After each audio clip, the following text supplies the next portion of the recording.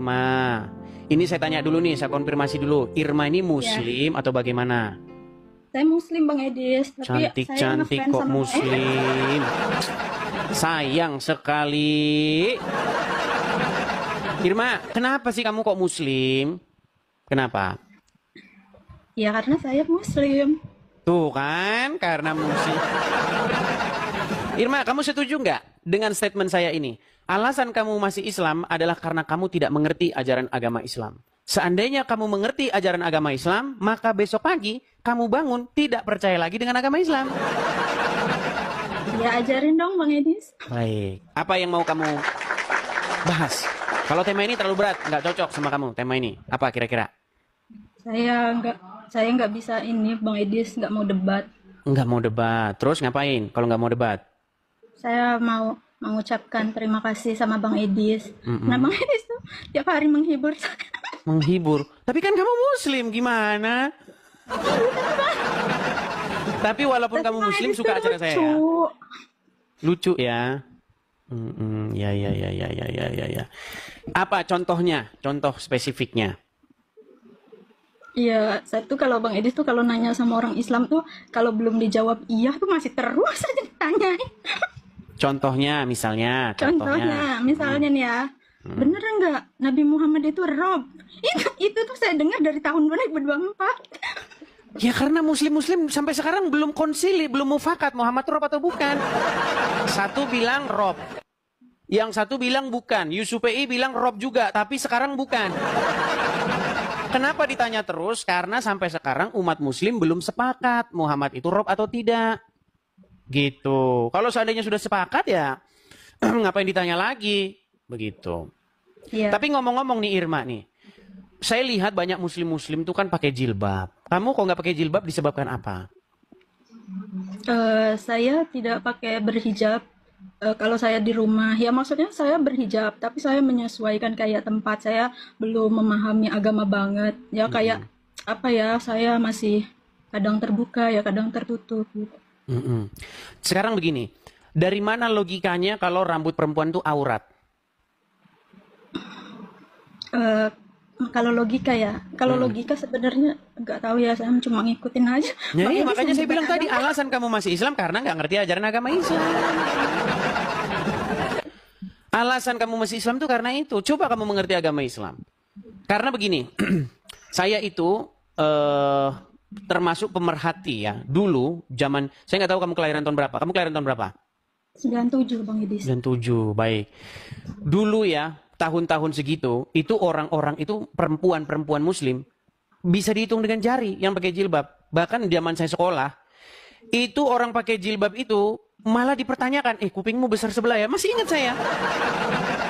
Itu sebuah keanehan. Orang pakai jilbab itu zaman dulu. Coba kalau nggak percaya ya, lihat foto-foto perempuan-perempuan zaman dulu, perempuan-perempuan Indonesia zaman dulu, itu nggak ada yang pakai jilbab. Nah, sekarang baru pakai jilbab nih. Saya kasih contoh ya. Wanita Islam zaman dulu, nih ya. Nih, saya tunjukkan nih, biar tahu nih. Nih, saya balikan kamera saya ya Irma ya. Biar kamu paham nih. Oke, saya balikan kamera saya nih. Ini foto-foto wanita-wanita zaman-zaman kamu baru lahir nih. Nih. Nih, adakah wanita-wanita zaman dulu pakai jilbab? Ini persis kayak kamu nih. Orang-orang Indonesia itu bening-bening kalau kayak kamu semuanya. Nah, sebelum budaya Arab padang gurun masuk. Nih, lihat nih. Adakah mereka jilbaban? Gak ada. Tuh. Ini SMA zaman dulu nih. Zaman saya juga. Saya sebenarnya sih masih muda. Masih kepala 30 sekian umur saya. Nih. Lihat ya. Ini gak ada jilbaban tuh. Gak ada. Gak ada. Kamu bisa panggil tuh teman-teman. Bahkan ibumu coba tanyain. Ada gak zaman dulu pakai jilbab-jilbab? Gak ada. Gak ada tuh. Tuh. Nggak ada.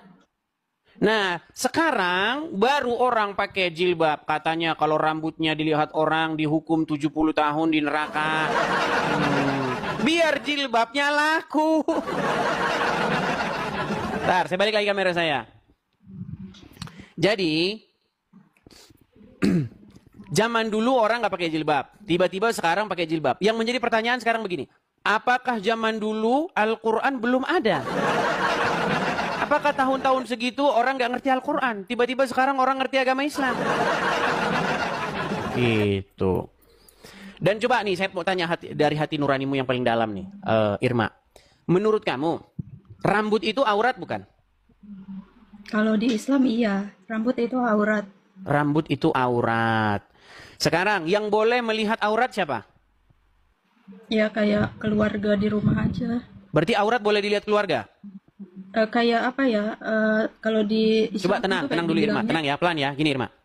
Tadi kamu katakan rambut itu aurat. iya, Oke, mohon maaf nih, saya mohon maaf nih, tanpa ini. Mohon maaf tuh, payung aurat nggak? iya, Aurat, oke. Tadi kamu bilang, aurat boleh dilihat anggota keluarga, betul? bukan anggota keluarga tapi kayak muhrim gitu loh ya. Muhrim, Ya, oke. maksudnya semuhrim gitu. Suami begitu kan, pasangan kan? Ya, Kalau ya, pasangan boleh melihat aurat. boleh. Orang lain boleh nggak melihat aurat? Nggak boleh Bang Nggak Edis. boleh. Oke, secara logika berarti ya? Sebenarnya, Oke, menurut logika, aurat hanya boleh dilihat pasangan. Sementara anggota keluarga yang lain tidak boleh melihat, betul? iya, Sekarang saya tanya, tadi barusan kamu bilang rambut boleh dilihat anggota keluarga nggak? boleh kalau semuhrim. Muhrim. Bapak boleh lihat rambut nggak? Ibu boleh lihat rambut? Kalau perempuan kayaknya boleh, tapi kayak misalnya orang luar dan tidak semuhrim itu baru kayaknya nggak boleh. Bu, belum nyambung. Kayaknya kamu nggak nyambung. Gini Irma, pelan-pelan ya, pelan-pelan. Apakah rambut itu aurat? Kamu jawab iya, betul? Iya, Oke. iya betul. Apakah payung itu aurat? Kamu jawab iya. Iya, Nah, secara logika, berarti yang boleh melihat aurat itu pasangan, betul? iya, Nah, sekarang saya tanya, apakah bapakmu adalah pasanganmu? bukan. Apakah bapakmu boleh melihat rambutmu? Mungkin kalau rambut boleh ya. Boleh. Kalau Apakah bapakmu boleh melihat payungmu? mungkin kalau sudah balik udah nggak boleh. Tapi Ya, kalau masih makanya kecil, berarti rambut bukan aurat. Secara logika berarti rambut bukan aurat karena boleh dilihat anggota keluarga yang lain. Yang aurat itu yang tidak boleh dilihat oleh kecuali pasangan, betul? ya, Iya, makanya dulu rambut bukan aurat, sekarang rambut aurat karena diprovokatori oleh penjual-penjual jilbab. Kalau nggak begitu jilbab kagak laku. Bahkan kalau rambutnya kelihatan nanti dihukum 70 tahun di neraka. Betul nggak? Pernah dengar hadis itu? iya pernah, Iya. pernah, Bang Edis. 70 tahun di neraka. Oke lah, apa ini yang mau kamu bahas ini? Saya juga jadi garing mau bahas. Mau bahas apa? Kamunya juga nggak tahu Ya. tentang Islam. Sebenarnya tahu Bang Edis, Irma tahu tentang Islam, tapi janganlah yang kayak berat-berat pertanyaannya. Kalau Coba. dikit-dikit ya Irma tahu. Coba kira-kira saya pernah bikin Irma mau podcast. tanya ya Bang Apa itu? Edis. Nah, Apa itu? Irma punya temen ya orang Kristen dua. Nah, terus nah sesama Kristen itu mereka bilang nggak boleh berteman sama orang Muslim. Emang ada ya? Kayak di kitabnya gitu, kitab apa sih Kristen atau mungkin kayak yang lainnya. Emang nggak dibolehin? Kayak Irma, sahabat Irma tuh dua-duanya Kristen. Nah, di itu yang satu itu berbisik sama yang satunya. Dia bilang nggak boleh berteman sama Muslim. Kalau secara Bible, secara biblikal itu tidak ada. Tapi mungkin pengalaman hidup mereka trauma ngelihat kelakuan orang Islam yang ya kamu tahu sendiri kan. Sikit-sikit demo, sikit-sikit penistaan, ya. Mungkin mereka jadi trauma. Jadi Tapi kita berteman tuh udah lama Bang Edis. Kenapa dia itu nggak ngomong secara langsung ke saya, tapi dia tuh ngomong lagi ke temennya yang sesama Kristen ini kan. Dia bilang nggak boleh berteman sama Irma katanya. Dia Muslim. Emang nggak dibolehin Iya. ya? Sedangkan kayak Irma Muslim nih, tapi Irma boleh berteman sama non Muslim, mau siapa, mau Cina, mau ini nggak apa-apa. di dalam Islam Irma nggak tanya, boleh berteman dengan non-Muslim. saya berteman Bang Edis. Iya, karena kamu tidak mengikuti ajaran agama Islam, Irma. Kalau kamu mengikuti ajaran agama Islam, ya kamu nggak berteman dengan non-Muslim. Mau saya tunjukin nggak dalilnya? Kamu Iya. dilarang. Hah? Emang nggak boleh ya? Nggak boleh. Tidak boleh berteman dengan orang non-Muslim. Nih, saya tunjukkan dalilnya, ya. Kalau saya ngomong itu pakai dalil, Irma. Nih. Kalau yang Kristen tadi tidak berteman, itu karena mungkin mereka trauma. Tapi kalau Bible tidak pernah bilang begitu. Nih, ini hadisnya ya. Nih, dari Abu Said Al-Khudri dan seterusnya nih. Nabi bersabda, jangan engkau berteman kecuali dengan orang yang beriman. Dan jangan memakan makananmu selain orang yang bertakwa. Jadi menurut agama Islam, kamu tidak boleh berteman kecuali dengan orang yang beriman. Ini apalah Bang Edis, ini firman Allah ke hadis? Hadis ini. Oh, hadis ya, hadis. Iya kan? Dari mana itu diambil? Dari Abu Dawud. Diriwayatkan oleh Ahmad. Nih hadisnya Hasan. Iya, Iya iya kan? Bang Edis. Nah, tapi kalau temanmu yang tadi, yang Kristen tadi, yang dia tidak mau misalnya berbisik-bisik jangan berteman dengan Muslim, itu bukan ajaran Alkitab. Mungkin mereka bisa saja trauma ngelihat kelakuan orang Islam. Yang tiap hari bikin macet jalan demo. Besok demo, Jumat, Senin, Selasa, Rabu demo kerjanya. Jadi trauma kan lihat kelakuan orang Islam, demo aja kerjanya. Bikin macet jalan. Begitu. Oke lah Bang Edis, Irma mah kalau debat nggak bisa, Irma nggak begitu paham masalah agama. Tapi Irma makasih, Irma senang loh sama Bang Edis. Maksudnya Bang Edis selalu menghibur. Irma Sama-sama. walaupun apa sih kayak dihina-hina Islam juga sama Bang Edis, ya terserah gitu, serah. Saya itu diskusi sudah lebih dari 13 tahun. Kalau cuman orang kejang-kejang saya sudah bosan yang terima yang begitu-begitu. Cuman kejang-kejang gitu. Sampai berbusa-busa sudah biasa Bang Edis saya. tuh kayak lebih cocok jadi pelawak, tahu? Nah, apalah. Karena kalau diterus diserius-seriusin Irma, cuman sakit kepala. Jadi dibawa slow saja. Apalagi ngadepin Iya, Islam-Islam yang nggak tahu apa-apa. Gitu loh. Iya. Makasih ya Bang Edis Sama-sama, ya. Irma, Sudah sama-sama. dinaikin. Ya, salam kenal Bang Edis. Salam kenal juga. Bye. Oke, bye. Assalamualaikum. Oke. Salam. Salam, ya, oke. Iya, shalom teman-teman semua. Terima kasih sudah menonton video ini dan kiranya video ini bisa mencerdaskan, menyadarkan saudara-saudara kita para polemikus yang selama ini membahas tentang ajaran Kristen. Nah, teman-teman, terima kasih sudah menyaksikan video ini dan kita sudah melihat bagaimana diskusi Edis dengan saudara kita Irma, yang dimana Irma ini sendiri dia seorang muslimah.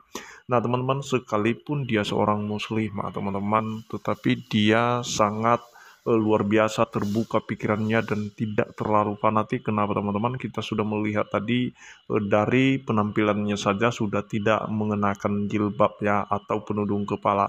Ketika Edis mempertanyakan apakah rambut itu adalah termasuk aurat, ya, tapi dia jawab ya termasuk.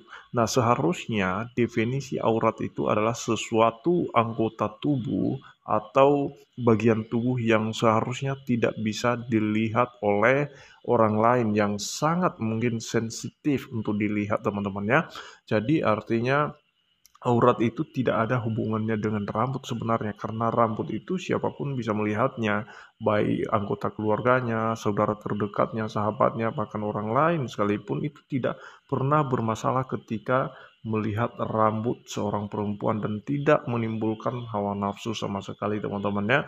Justru aurat itu sama seperti yang disampaikan oleh Edis, kita sudah tahu ya teman-teman, dan teman-teman juga mungkin sudah mengerti apa yang namanya aurat. Nah, tetapi mereka sudah salah mengerti tentang aurat selama ini, teman-teman. Jadi itu yang perlu saya sampaikan kepada kita semua, dan biarlah apa yang mereka bahas, saudara-saudara kita yang lain itu bisa mengerti, memahami aurat yang sebenarnya itu apa. Nah, sebenarnya teman-teman, kalau kita mau konsisten taat kepada firman Tuhan, bukan soal auratnya ditutup atau tidak, tetapi kita harus menahan hawa nafsu, itu yang dikatakan oleh firman. Nah, apapun itu ceritanya, laki-laki yang melihat perempuan, kata Yesus, jika kamu menginginkan seorang perempuan dalam hatimu saja, itu sudah dianggap atau sudah diklaim sebagai berzina, teman-teman ya. Nah, artinya luar biasa tingginya hukum Kristus, menjunjung tinggi bagaimana harus menahan hawa nafsu terhadap keinginan-keinginan daging. Itu saja yang perlu saya sampaikan kepada kita semua. Kiranya Tuhan Yesus memberkati kita semua. Shalom.